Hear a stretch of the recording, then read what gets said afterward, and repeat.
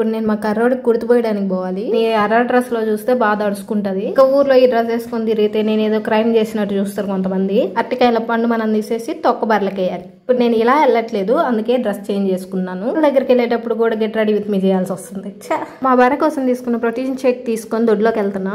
Correct గా 5 గంటలకు bell మోగినట్టు time గుర్తు పెట్టుకొని పోవాల్సిందే ఆడికి. నేను అలా దొడ్లోకి వెళ్లే లోపు కర్రోడు తప్ప ఎవరు లేరు. ఈ మధ్య మా కర్రోడు కోళ్ళతో ఫ్రెండ్షిప్ చేస్తున్నాడు. Good boy. సపోజ్ నేను వెళ్ళేలోపు బర్రె దొడ్లోకి వచ్చి ఆ కర్రోడు పోయి వాళ్ళ అమ్మ దగ్గర పాలు తాగిండే అనుకో, నాకుందే బెడత పూజ. దొరికిందే ఛాన్స్ అని కర్రోడు మొత్తం తాగేస్తాడు. మాకేం ఉండవు పిండుకోవడానికి. ఒక భయం మళ్ళీ టయానికి వెళ్ళాలి. అందుకే మా బర్రెలకి సొద్దగడ్డో జొన్నగడ్డో ఏదో వేస్తాము. మేమైతే జొన్నలు పెట్టినాం చెవిలో. అంకులు కూడా బాగా వచ్చినాయి, కానీ వీటిని కొయ్యట్లే మా నాన్న. అందుకని మా కర్రోడిని కొంచెం దగ్గరగా చూసిన పాపం చుండ్రు వచ్చినట్టుంది. మొత్తం కొంచెం బాగాలేదు, ఏదోలా ఉంది. మమ్మల్ని చెప్తా ఒకసారి. వీటితో ఇంకా ముచ్చట్లు ముగించుకొని వెనకాల ఉన్న కంకుల్ని కొన్ని కోసుకున్నాను. గింజలు బాగున్నవి ఇంటికి తీసుకొచ్చుకున్నాను. కొంచెం ఎండబెట్టి గింజలు రాల్చుకుందామని.